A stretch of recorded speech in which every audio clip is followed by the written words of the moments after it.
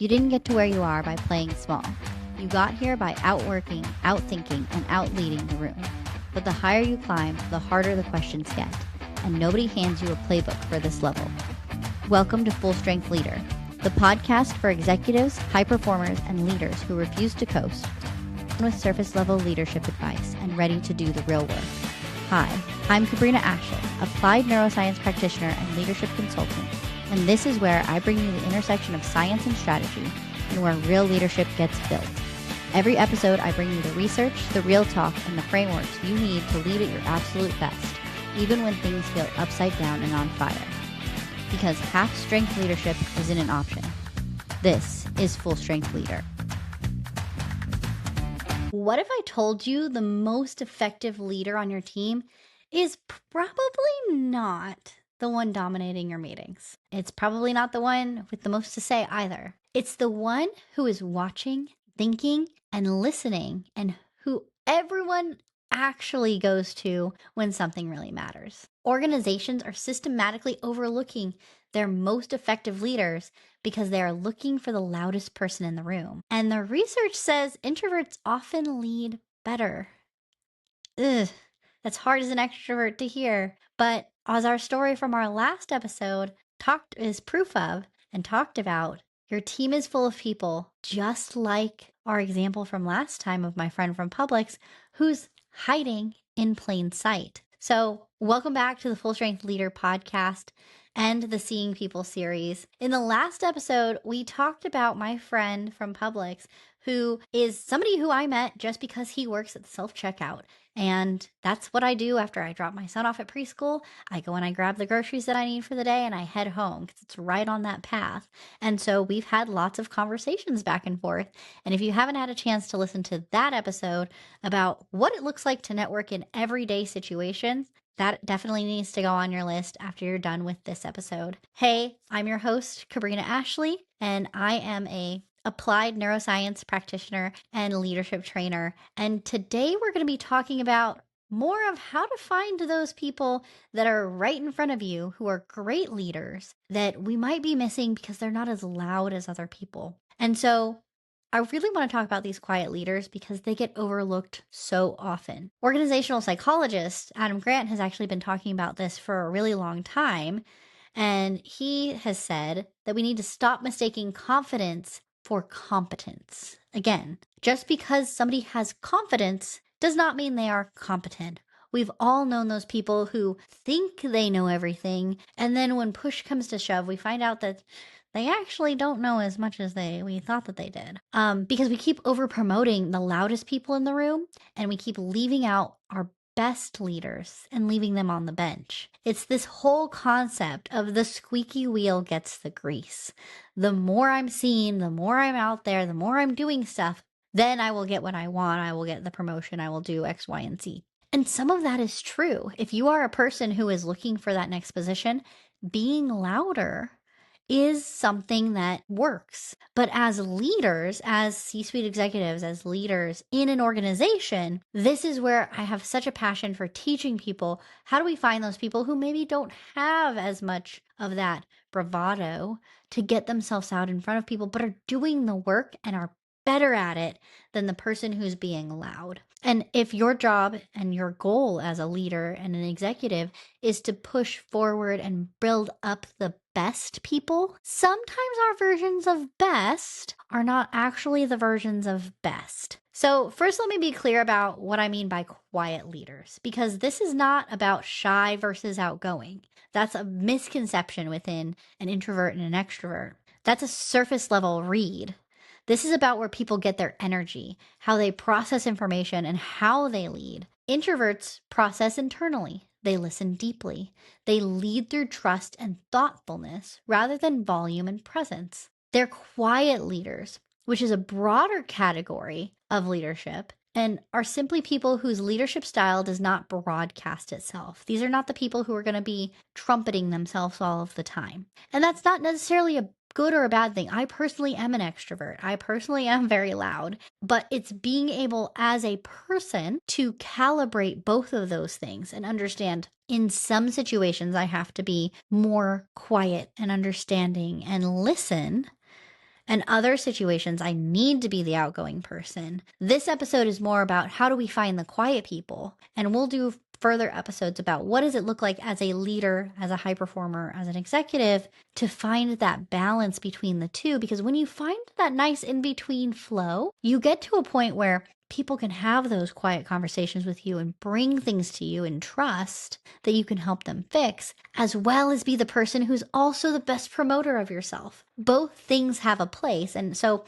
I don't want you to think about, we're not poo-pooing on introverts, we're not poo-pooing on extroverts. We're talking about how do we see the people that need us and not always just the person who's the loudest person in the room. The problem is that most of our systems, hiring, promotion, performance reviews, visibility programs, are built to reward extroverted behaviors. Speaking up in meetings, charisma, loud confidence, like we were just talking about, networking at events. We've designed organizations to see one kind of leader and systematically miss another. And it's not on purpose that people have done that. It's easier to see the person who's being loud. It's easier to see the person who raises their hand. It's easier to go, oh, they have great ideas, than it is to do more of that data digging of who actually is doing the work, who's doing what they need to do, and who is performing or maybe doing unmentioned things. Maybe there's some team building that's happening in the background. Maybe there's training of new hires that's happening that somebody who's not broadcasting the thing that they're doing, they might still be doing a whole lot of things that are impacting multiple kinds of people, but they're just not broadcasting it to the broader organization. So they're getting missed when it comes to those promotions or when you need somebody for a new position they are opening. So we built our leadership pipelines to find the person who sounds the most like a leader when we have decided what a leader sounds like. And we have been leaving the people who actually lead most effectively sitting in the wrong chair ever since then. So let's get into some of the science of this. And let me give you some research because this is not my opinion. As an extrovert, I love the idea of being loud. But I also have to look at the data as a leadership trainer and bring that to your attention so that we can all become better together. Adam Grant, who is an organizational psychologist who you may have heard of or read some of his books, he's at Wharton College, and he conducted landmark research with Francesca Gino from Harvard and David Hoffman from UNC. They published the findings in Harvard Business Review. And in a field study of pizza delivery franchise stores, led by extroverts, achieved 14% lower profits when their employees were proactive. 14% because they were boisterous and loud and the extroverted people that they thought that were supposed to be the leaders, just because of leadership style mismatch. So in a controlled lab experiment involving a t-shirt folding task, proactive teams under introverted leaders folded 28% more shirts than those under extroverted leaders. 28% more productivity, not from a new system, not from a bonus program, from putting the right kind of leader in the room for that task. And this is the Adam Grant line I want every leader to write down. We have to stop mistaking confidence for competence. We overpromote extroverts when research shows introverts are actually better listeners and more effective in teams when there are lots of proactive ideas. I want to see the quieter contributors who are not there to be the smartest person in the room, but are trying to make the whole room smarter in positions of power. So this is something that I want you to think about, especially if you're an extrovert listening to this. Don't shut me off, because when I first heard this research, I had to dig deep because I wanted to shut it off too. But this is where, as introverts, we can learn to be more out there and more of our own promoter. And as extroverts, we can learn how to step back and listen more. And this is where that evening comes out. We get to even out the personality traits so that we can be the best leader possible.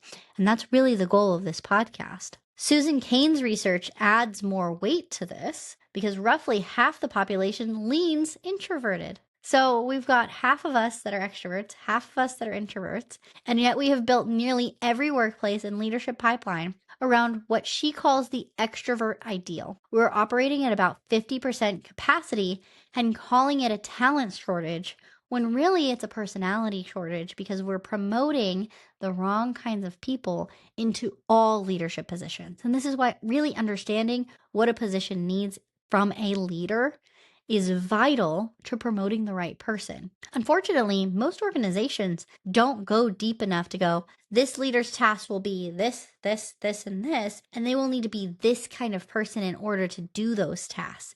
We have the data, we have what works, we have what doesn't. And a lot of times we just feel like we run out of time and we don't actually do what we need to do in order to make sure that we don't have to come back and fix a problem later on. Because there is no talent shortage, there is a visibility shortage. We stopped looking for half the talent in the room ago. So there's the thing, is that there's half the talent in the room, but we just look over them because they're not talking. They're not the ones that are necessarily being the person who's like, yeah, me, I'm going to take this. So let me give you a practical lens. Run through your team right now in your head while you're listening to this. Who is everyone going to when they need to think something through? Not the person with the best title, the person with the most trust. That person is a leader, whether the job description says so or not. Who notices what no one else notices? Quiet leaders catch things early. They read the room accurately. They flag problems before they become crisis because they are watching while everyone else is talking. They're getting those little signals that other people may not be getting. And you can learn how to look for those signals if that's something that you're interested in. But people who talk less and listen more tend to see those signals earlier than others. So also ask yourself, who do people trust with the real stuff? Not the performance stuff, that real stuff, like I have to stay home because my kid is sick. That trust is built through consistent, quiet integrity over time, and you can't manufacture it. It's not something that you can make somebody believe or feel about someone else. And who never speaks first in a meeting, but always says the thing everyone needs to hear. Those are the people that we want to be thinking about and looking at and just seeing, would they be good in this leadership position that maybe you have open? Because that person is not slow. That person is not disengaged, but rather they're the person who's processing at a level most rooms never get to see. And here's the question that you need to be asking. Who on your team has a life outside this job that makes them extraordinary? My friend at Publix, he runs a marketing and lead generation business on the side. He has a Disney College program background. He has a passion for event planning. None of that shows up in his job application or his description for a self-checkout role. And yet it is all there 3 feet below the surface waiting for somebody to ask, because there's so many people on your teams that are going to have all this experience that you don't even know that they have, that you might be looking for. And you're going, well, their job is waiter. Their job is executive assistant. Their job is HR representative. And we miss the fact that people have a lot of learning outside of the job that they got into, because I hate to break it to everybody who's listening. And if you are a hiring manager, I'm apologizing ahead of time. When you ask the question, why do you want this job? Most people want the job because they want to be able to eat and live indoors. I'm just going to say it for the masses. Everybody thinks that. And when we start to look at the passions of people, that's when we really start to see, why would they want to be in this next position? What would be the things that light them up and make them more productive long term? Because of the fact that we're feeding into who they are and what they want with their lives versus just pushing papers and hoping that they'll be more productive because we asked them to or we gave them a little bit more money. And here's where I want to bring in the second framework that we talked about from the last time that I kind of teased with you that I teach, called the referral architecture system. This is primarily a networking tool, but it has a direct application for leaders trying to find the quiet talent on their team. The framework spells signal, so looking for those signals. S is see where you want to go and know what you are looking for before you start looking. What kind of person do we want to be in this role?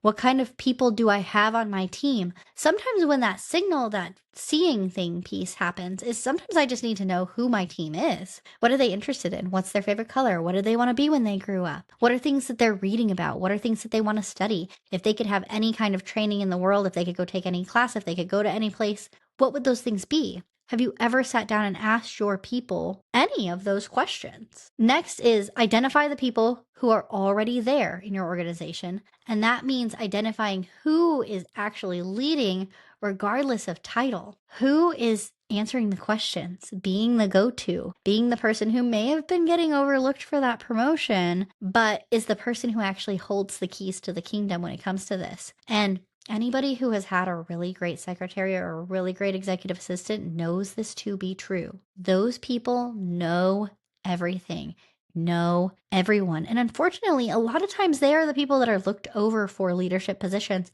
because they're just the fill in the blank. And anytime that you say they're just the person, then I want you to think to yourself, what else does that person know?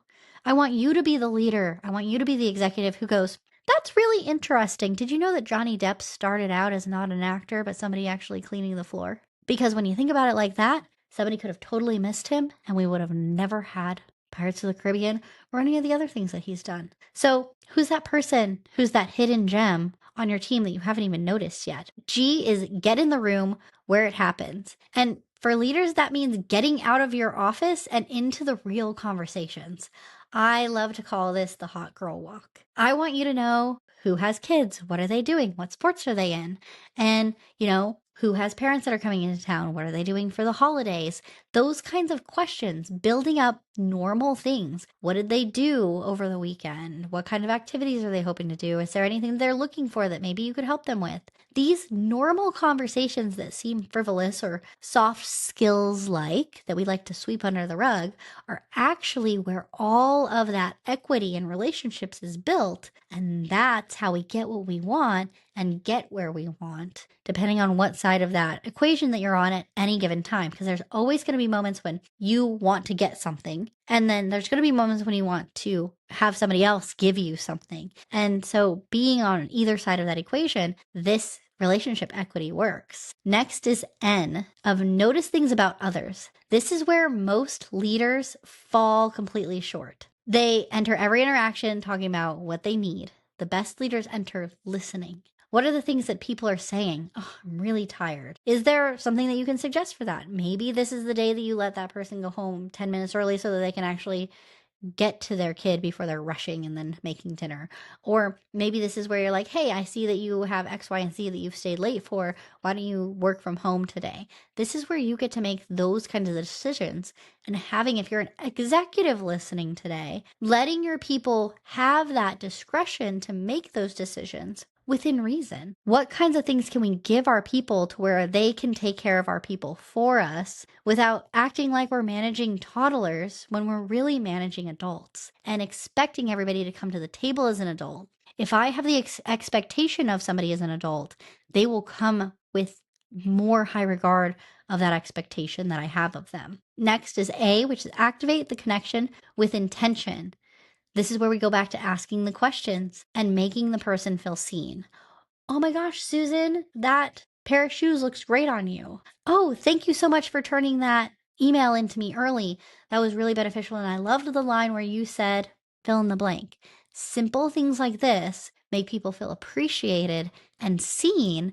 And when we feel appreciated and seen, we're likely to do it again because we are starting to connect that to the dopamine that we felt. And now we can actually have more of that connection. You see how all these things interconnect? It's becoming an ecosystem of people. And then finally, L is let your name travel through them. When you truly see someone, they become your most powerful advocate because now when something happens, people go, I know somebody, or I've got a boss who knows this, or oh, so-and-so told me about. That's when we start to get that more of a referral, not just for the things that we sell as a business or as a organization, but also for getting our name out there as the person who's helping. Because a leader who learns to see people and really see them never has a retention problem because people do not leave places where they feel known. Again, people don't leave places. where they feel known. Most companies identify high potential employees through who speaks up most in meetings, who volunteers for visibility, who networks loudly at company events, and who asks for promotions. All these behaviors favor the extroverts that we were talking about and penalize the people who lead quietly. The result is you keep promoting the wrong people and you keep losing or underusing the right ones, which means that eventually you're losing other people that may feel like the right ones as well. There's 3 shifts that change everything. Ready for them? The first one is change where you look. You have to stop waiting for people to self-nominate. I know it's easier.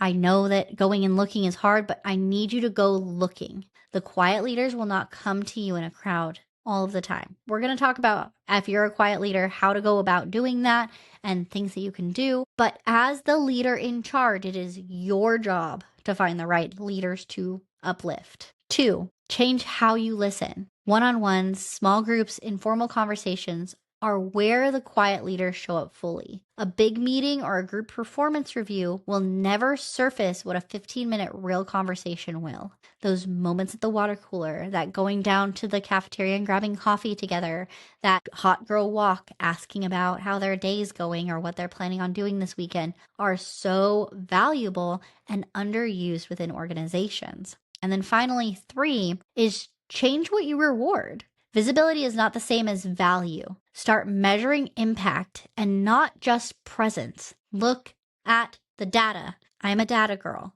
Look at the numbers because the numbers don't lie. People will lie to you all goddamn day. The numbers will not lie. So go look for those and follow the trail. Be a detective. Put your detective hat on. Go through the data and find the people who are actually doing the work, not just telling you that they're doing it. Because the loudest person in the room is not always the most valuable person in the room. Sometimes the most valuable person in the room is the one you have not heard from yet. So as we close today, I want to give you a little piece of homework. And I want you to think about the quiet. Think about the quiet in your office. And then I want you to think about the quiet leaders on your team right now. You already know who they are. You might have had some ideas of who these people are as I was talking. And when was the last time that you told them that you see them, that you appreciate them, that you see the things that they're doing? Not their output, them in general, the things that they have had interactions with people, things that you've seen a ripple effect from them. And I want you to have one conversation and then ask that real question we were talking about, because that is the whole cost of not losing one of your best people, one of your highest performers, is letting them feel like you see them, like they're known. So if any of this was helpful for you, I'd love for you to subscribe and share with somebody that you thought of, whether that's the loud extrovert or the quieter introvert. And I'd love to hear what your thoughts are, any questions that you have. You can go to Spotify and put any of those in. I answer all of those, and that informs what our next episodes will be. We actually have another one in this series that's coming up next week where we go into the question that unlocks everything. What did you want to be when you grow up? And why the answer to that question might be the most important piece of data you collect about anyone on your team. I'm really excited to talk about that next time. So I will see you next week on Full Strength Leader. That's a wrap on today's episode of Full Strength Leader. Take the lesson from today into your leadership this week and see what magic happens. If this episode hit home, I want to hear from you. Drop your questions, your reaction, or your biggest takeaway on Spotify in the comments under this episode. I read every single one, and your questions shape what we talk about next. And if you thought of someone during this show, do me a favor and share this episode with them, and don't forget to follow along so you never miss an episode. You can find me to connect and work with me directly at KabrinaAshley.com. Full Strength Leader starts here. We'll see you next week.